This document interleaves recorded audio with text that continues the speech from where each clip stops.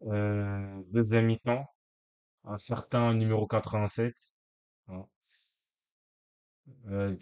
t-shirt dans le short, il rentre sous le nom de Joe Neves. Vous avez pensé quoi de sa rentrée, de son profil, de son jeu? Hein? Parce que moi, je l'attendais au tournant.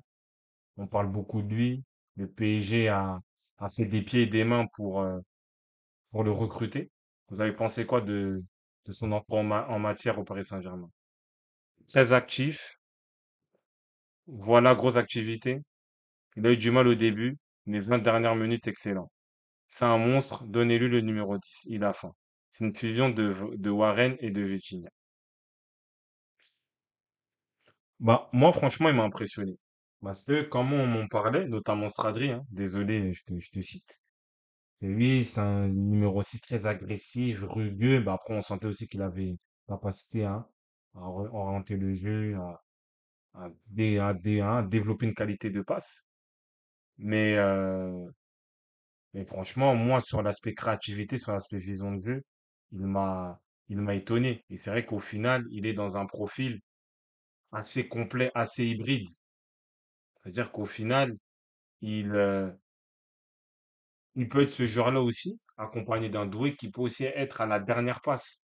Et aussi, il a cette activité-là, cette agressivité-là du milieu de terrain. Donc, c'est très important. Et c'est vrai que là, tu dis que oui, Ugarte, il n'a pas de place. Maintenant, on va voir comment le PSG va compenser avec la taille, mais c'est très, très fort.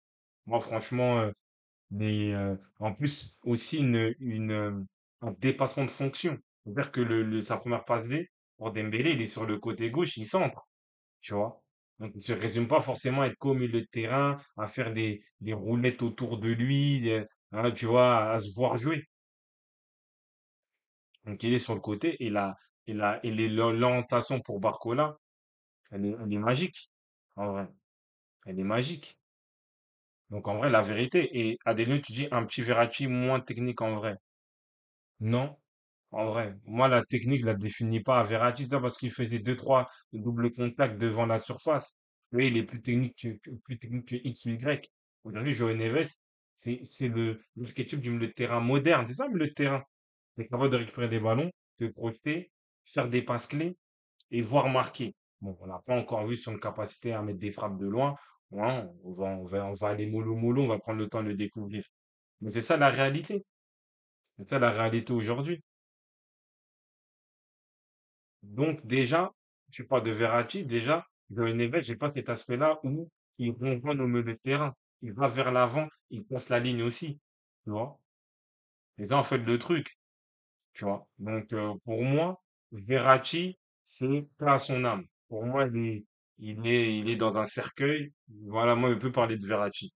Parlons des Vitinha, des Neves. Et moi, franchement, il m'a surpris sur l'aspect créativité, capacité à faire la passe, orienter le jeu, aller vers l'avant. Là, c'est très actif. Des dépassements de fonction ont amené à deux passes décisives. Là où il a, à sa manière aussi, il a débloqué le match.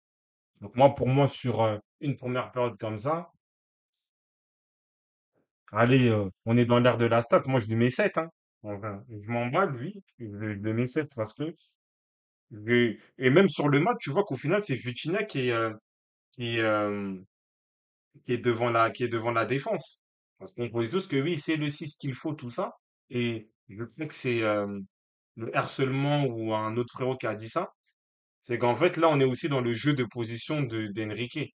C'est-à-dire qu'au final, tu vas avoir un milieu où au final, tu as trois profils qui seront capables de se partager des tâches un peu comme, on peut prendre l'exemple de l'Espagne, tu vois. C'est-à-dire que là, c'est-à-dire que tu as Vitinha, il peut être en 6, Neves un peu plus haut, et vice-versa. Pareil avec Zaire Emery, peut-être aussi avec un Fabian Ruiz, voire même peut-être avec un Doué. Donc là, ça peut être intéressant. Même si c'est vrai que moi, pour être honnête, j'aurais préféré avoir un joueur plus de taille pour, on va dire, créer une différence par rapport avec les autres profils au milieu de terrain. Mais c'est le jeu d'Enrique et je pense qu'il va beaucoup s'axer sur l'activité et la mobilité de ces joueurs-là pour gagner aussi les deuxièmes ballons.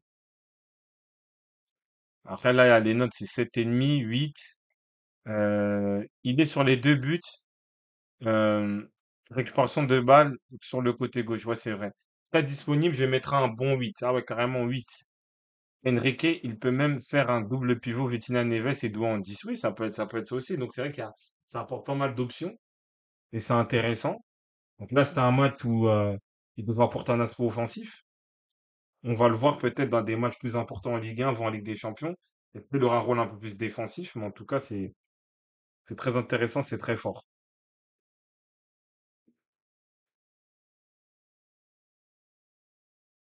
Donc là, on est sur un, c'est bon, 7,5, 8. Il y a d'autres, un dernier mot pour Joe Neves, comme ça, après, on commence à monter sur les attaquants.